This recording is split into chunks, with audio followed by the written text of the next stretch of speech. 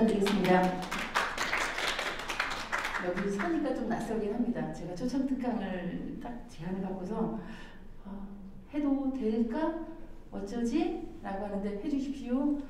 그럼 나 주제 어떻게 할까? 이렇게 고민하다가 그래 하자 이렇게 하고 시작을 하게 되었습니다. 제가 발표할 주제는 지역사회 기여를 위한 우리 혁신사업이 얼마나 많이 우리 학교 성과가 있었느냐, 그리고 우리 지역사회에 얼마나 많은 파급 효과가 있었느냐, 이런 쪽에 포커스를 맞췄다 그래서 우리 JNU 클래스 첫 시작점 학습관리 시스템 운영을 혁신사업으로 시작을 했습니다. 그리고 지역사회를 위해서는 제주권역 대학원격센터 작년에 창립을 했습니다. 그렇게 해서 그 두 가지에 대해서 발표를 시작하도록 하겠습니다.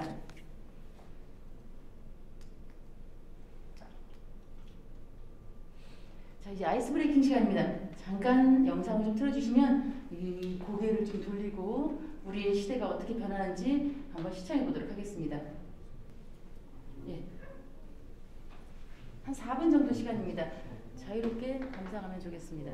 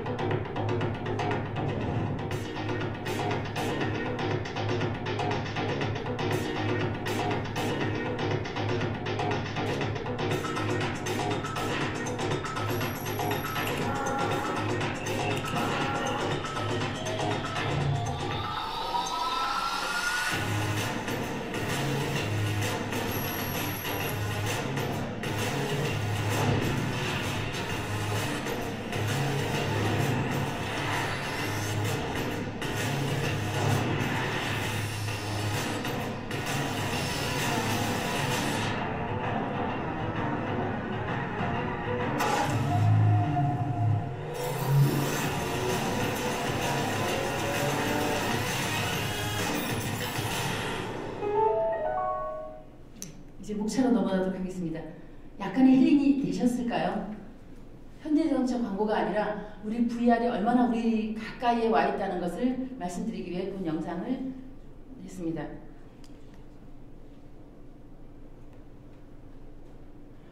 이 목차를 보시면 제가 살고 있는 이 아름다운 도시, 누구나 한번 와보고 싶은 감성의 도시, 힐링의 도시, 이 배경을 중심으로 저희는 유대 홈페이지의 메인 화면을 만들었습니다. 그 메인 화면을 그대로 목차에 적용해 보았습니다.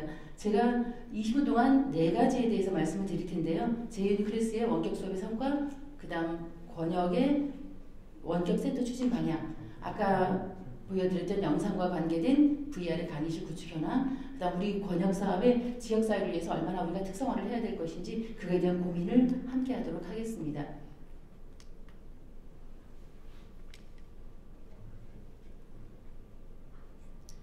자, 20년도에 구축을 하게 되었습니다. 혁신사업으로 처음 사업비를 받으면서 맨 처음에 우리는 이러닝 센터였습니다. 대학 이러닝 센터가 이제 이름을 바꾸면서 JNU-클래스 학습관리 시스템으로 변모하게 되었습니다. 많은 UI가 바뀐 게 보이시죠? 다시 1년 만에 너무나 빨리 혁신사업에서 고도화 구축을 하다 보니까 21년도 다시 새롭게 UI를 개편하게 되었습니다. 그 개편하게 될 때 보여주는 요 성과들이 있죠. 이렇게 교수님들이 딱 들어와서 봤을 때 서머리하는 이 데이터들, 자기가 체크해야 될 부분들이 이렇게 보이게 만들었습니다.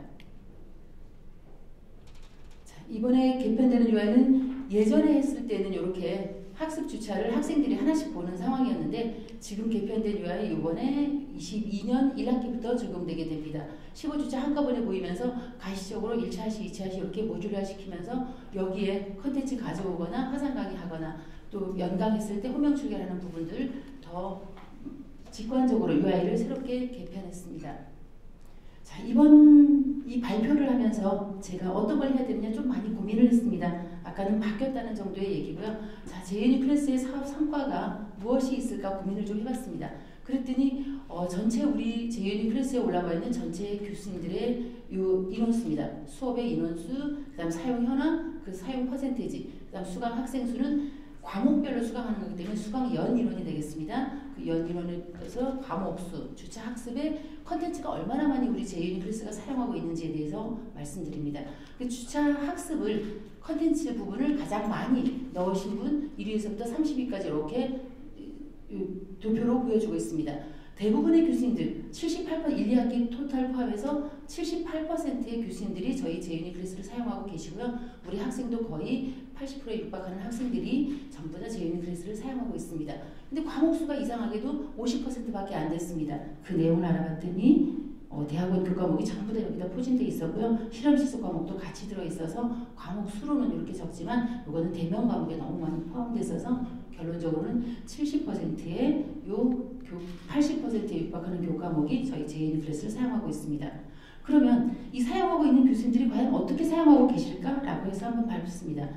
많이 들어있는 교수님이 최종입니다. 800건수가 본인이 한 학기에 수업하고 있는 양이 800건수가 이렇게 들어가 있습니다. 그거는 800건수는 뭐냐? 이렇게 동영상 489개, 화상 강의 228개 이렇게 사용하는 교수님이 1등이었습니다. 그래서 쭉 평균적으로는 이렇게 평균은 좀 안 됩니다만은 탑 30까지 이렇게 추려보았습니다.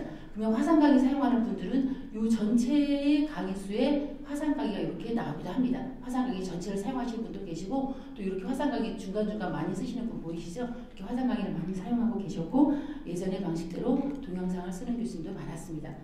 그래서 이제 화상 강의를 기타는 유튜브나 뭐 자료 공개나 뭐 여러 가지 다른 방법에서 쓰는 교수님들이었고요. 저희 JNU-클래스에서 화상 강의하고 동영상을 중점으로 1, 2학기 비교해 봤더니 이게 현격하게 1학기에서 2학기로 쓰는 동영상은 토대가 이렇게 많이 올라가진 않았죠. 근데 화상 강의는 28%나 이렇게 올라갔습니다. 물론 다른 수업들을 병행하시는 분들도 이렇게 많이 올라가긴 했습니다.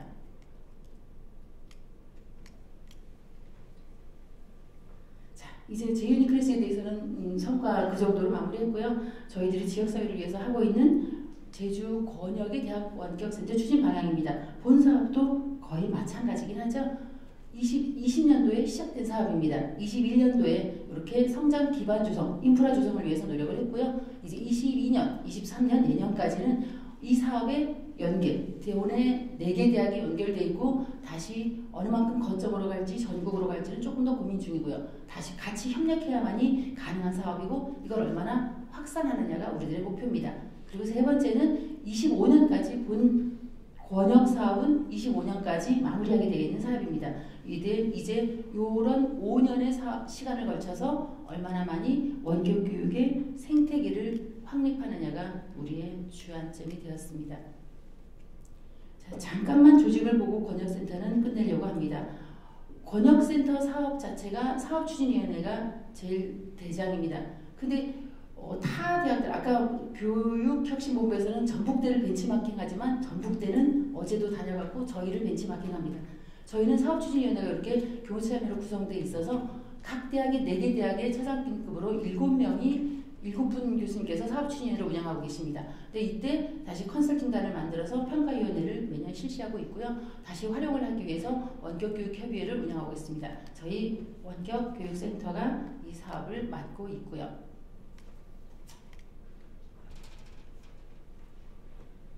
자, 이제 우리 역점 사업 22년도 구체적인 역점 사업입니다. VR 강의실을 지금 리모델링 하고 있고요. 올 사업 2월달, 3월달까지 마무리가 되도록 되어 있습니다. 본 사업을 위해서 EBS 출장도 다녀왔고 이렇게 MOU 체결하면서 많이 노력을 하고 있습니다. 지역사회를 위해서 뭘 할까 고민하는 부분에서 이 VR 강의가 어떤 건지 다시 한번 시청해 보도록 하겠습니다.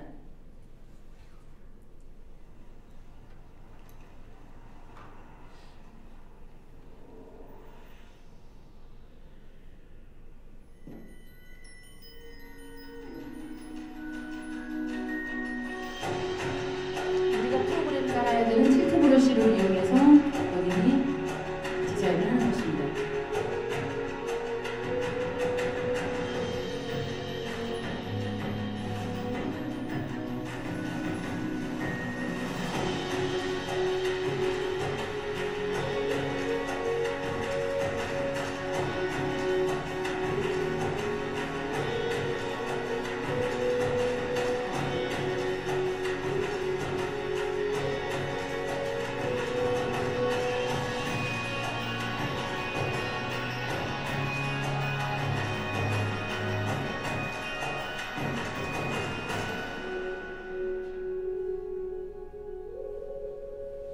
저도 체험을 EBS 가서 해봤지만 아까처럼 유명한 디자이너가 되고 스케치가 되고 우리는 종이에 그렸던 것을 이렇게 이 오큘러스만 쓰고 화면에 그려야 됩니다.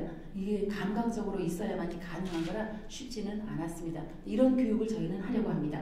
그리고 다시 그 VR 강의실에 VR 시뮬레이터를 이렇게 장비를 구매하려고 합니다. 이것도 많이 있으면 좋겠지만 그래도 체험용으로 이렇게 2개만 하려고 합니다.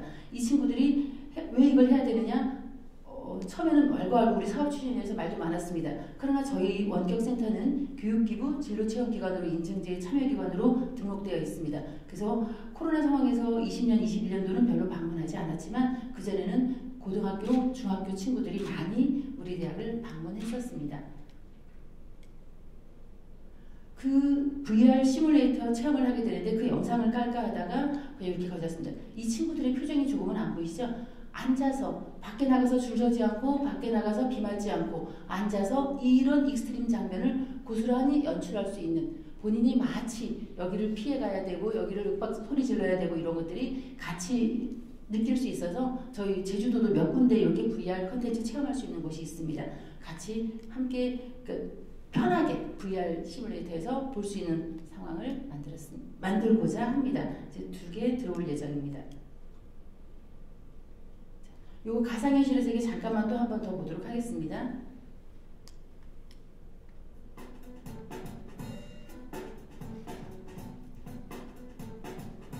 예전에 영화로만 봤던 상황입니다. 영화로만 봐서 이게 가능할까 생각했던 건데 이제 점점 우리 곁으로 다가왔습니다.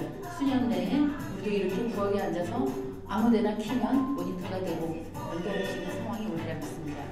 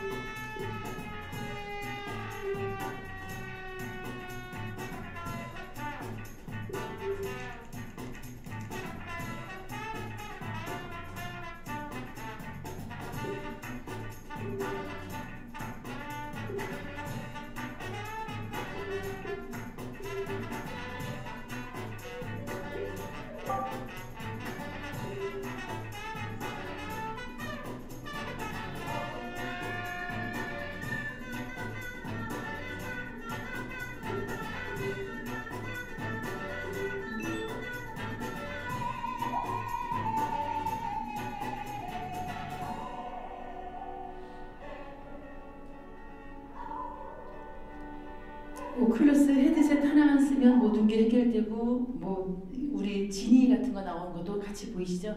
모든 게 이제 세상에서 같이 들고 다니지 않아도 저 오큘러스 헤드셋 하나만으로 되는 그 세상이 바로 우리 곁으로 왔음을 보여주고 있습니다. 자꾸 동영상 시청하는 게 싫으신가요? 어떤가요? 저는 많이 유튜브에 들어가면 다 나와 있긴 합니다. 그러나 언제 자기 생활이 바빠서 이거 할 시간이 없어서 이때 이 오큘러스 하나만 쓰는 세상을 보여드립니다.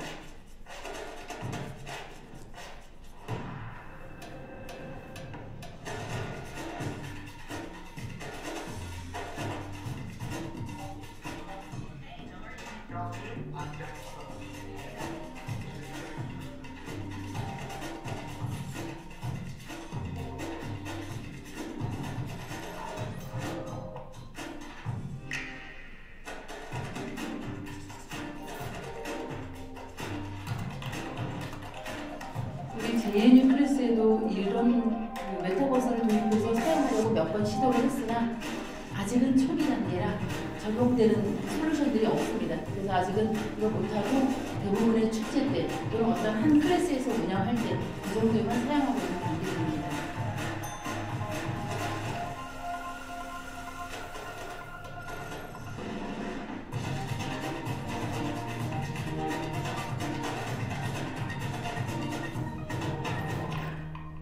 요즘 친구들은 이렇게 어디 나가지 않고 집에서 모든 걸 하기를 원합니다. 그러나 저는 오늘도 뭐 200명이 모인 강의장에서 강의하는 게 훨씬 행복하지 유튜브로 찍어서 이걸 보여준다는 건 행복하지가 않습니다. 이게 50대들의 어떤 현실인 거죠. 그러나 20대한테 제가 물어봤습니다. 어느 게 제일 좋으니? 라고 물어봤습니다. 저희는 현장이 제일 좋지만 얘네들은 이것도 그나마 좋고 이렇게 요거를 하게 되면 이런 것들이 가장 편하게 우리 교수들이 많이 사용하고 있는 거죠. 그러나 엄청 딴짓도 많이 하게 됩니다. 이제 게더타운에서 수업을 한다. 게더타운 자체를 저희 JNU 클래스에 연동을 시킬 수가 없어서 못하긴 하지만 별도로 하시는 교수들이 꽤 많습니다. 이걸 수입하면 학생들이 여기다 다 참여해서 들어오게 만듭니다. 그래서 유대감 형성은 훨씬 좋고 아직은 3D는 아니지만 2D 캐릭터 환경에서 사용할 수 있었습니다. 이제 호리존에서 사용하는 메타버스 우리 회의를 직접 자기 아바타들이 참석해서 이런 회의를 하는데 보다 실제감 갖고 좋지만 이 무거운 VR 헤드셋을 써야 되는 오큘러스를 써야 되는 감이 있었고 제가 한 10분 정도 썼는데도 2번을 썼더니 그날 하루가 멀미해서 저녁도 못 먹을 만큼 첫 경험이 이렇게 무서웠었습니다. 근데 과연 요즘 친구들은 또 이게 엄청나게 잘하는데 여러분들의 생각은 어떠신지 궁금합니다. 가장 우리 미래의 가장 대중적인 방법은 어떤 것인지 좀 궁금하게 우리 시대가 흘러가고 있습니다. 자, 조금 정리해봤습니다. 아까 앞에 하나만 요약된 거를 제가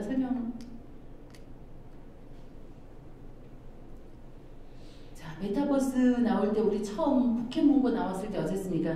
AR의 증강현실 핸드폰만 보고 가다가 물에 빠지는 사건도 있었고 무슨 여러 가지 사건이 있었죠. 이 증강현실이 첫 단계라면 그 다음 우리들 세계에서 지금은 없어서는 아니 될 거울 세계 구글 어스의 이야기가 보이죠. 이제 저도 제주 도민임에도 불구하고 이 지도가 없으면 어디를 찾아가지 못할 만큼 신속하게 내가 어디를 가야 된다면 이 맵이 반드시 필요한 상황이 됐습니다. 그래서 이렇게 거울의 세계가 필요하고요. 이제 라이프 로깅. 저는 아직 50대라 이거 하다가도 이제 다 멈췄지만 우리 아들 녀석들의 세대에서는 이게 없어서는 아니 될 것. 자기 24시간을 공개하는 라이프 로깅 시대의 일상의 디지털화가 되었습니다.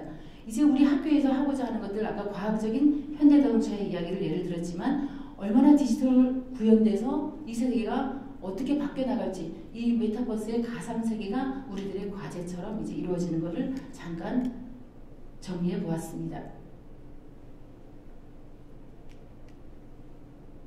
자, 이제 마지막입니다. 제주권역의 이 사업을 어떻게 특성화해야 되느냐. 저희가 제일 자랑하는 게 교육부나 또는 학술정보원에서 운영하는 사업입니다.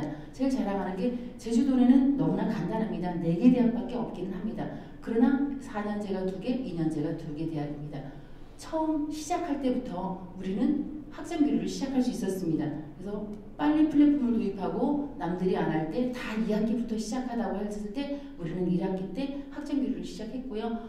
인원수가 이렇게 적은 건 교수님들이 수강 정원이 필요하다고 합니다. 학생들을 조금 더 질적 우수성을 확보하기 위해서 학생 정원을 이렇게 짜가놨고요. 또 여기에 보면 관광대 다음에 국제대가 있어야 되는데 국제대가 없습니다.